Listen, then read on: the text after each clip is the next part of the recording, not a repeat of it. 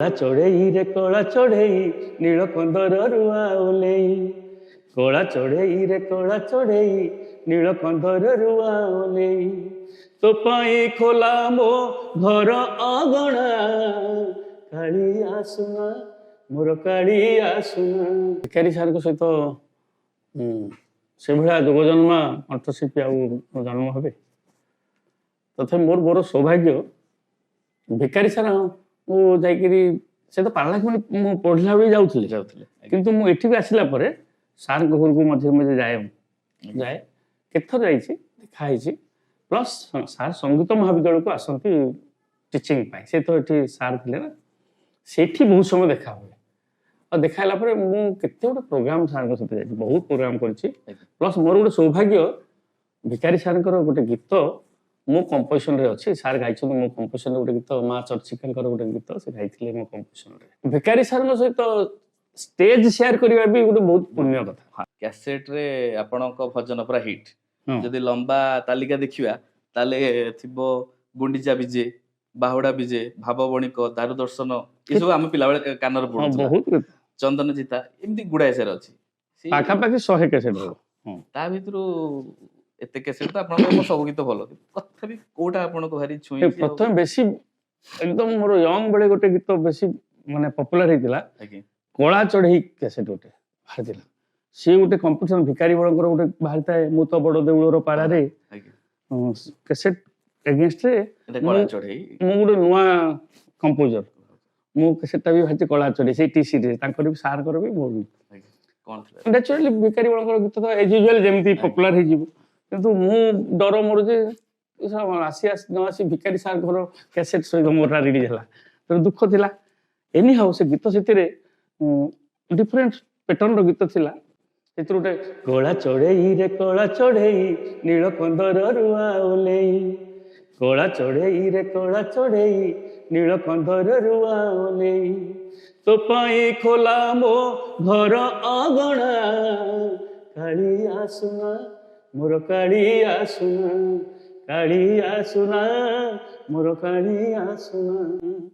ଏ ଗୀତ ବି ଧରିଲା ମାର୍କେଟରେ। ଆଉ ସେମିତି ପୁଣି କ୍ୟାସେଟ ସେ କ୍ୟାସେଟର ଏଇ ଗୀତଟା ଜୋରସୋର ଚାଲିଲା ପରେ ଲୋକଙ୍କ ଲୋଚନରେ ମୁଁ ଗୋଟେ ଫେର କିଏ ଗୋଟେ ନୂଆ ଆସିଲାଣି ଗୀତ ଭଜନ କରୁଛି, ସେଇ ଗୀତ ଶୁଣିକି ମୋର ପୁରୀ ଗୀତ ଏଇ ଗୀତ ଶୁଣିଲା ପରେ ମତେ ଯେଇ କମ୍ପାନୀର ଯେ ଓନର ସତ୍ୟନାରାୟଣ ଅଗ୍ରୱାଲ ସାର୍ ସିଏ ମତେ ଡାକିଲେ, ଆଉ ସେଇ କମ୍ପାନୀରେ ଅନୁବନ୍ଧିତ ହେଇକିରି ଅନେକ ଗୀତ ମୁଁ ସେଠି ଗାଇଛି, ବହୁତ ଗୀତ ତାଙ୍କର ଗାଇଛି। ସାର୍ ଭିକାରୀ ବଳଙ୍କ କଥା ଯେତେବେଳେ ଉଠିଛି, ତାଙ୍କ ସାଙ୍ଗରେ କିଛି ସାର୍ ସମ୍ପର୍କ ଆଉ ଅନୁଭୂତି କିଛି ଅଛି ଆପଣଙ୍କର? ହଁ, ଭିକାରୀ ସାର୍ଙ୍କ ସହିତ ସେଭଳିଆ ଯୋଗଜନ୍ମା କଣ୍ଠଶିଳ୍ପୀ ଆଉ ଜନ୍ମ ହେବେ। ତଥାପି ମୋର ବଡ଼ ସୌଭାଗ୍ୟ ଭିକାରୀ ସାର୍ ମୁଁ ଯାଇକିରି ସେ ତ ପାରଳାଖେମୁଣ୍ଡି ମୁଁ ପଢ଼ିଲା ବେଳେ ଯାଉଥିଲି କିନ୍ତୁ ମୁଁ ଏଠିକି ଆସିଲା ପରେ ସାର୍ଙ୍କ ଘରକୁ ମଝିରେ ମଝିରେ ଯାଏ କେତେଥର ଯାଇଛି ଦେଖା ହେଇଛି। ପ୍ଲସ୍ ସାର୍ ସଙ୍ଗୀତ ମହାବିଦ୍ୟାଳୟକୁ ଆସନ୍ତି ଟିଚିଂ ପାଇଁ। ସେ ତ ଏଠି ସାର୍ ଥିଲେ ନା, ସେଠି ବହୁତ ସମୟ ଦେଖା ହୁଏ।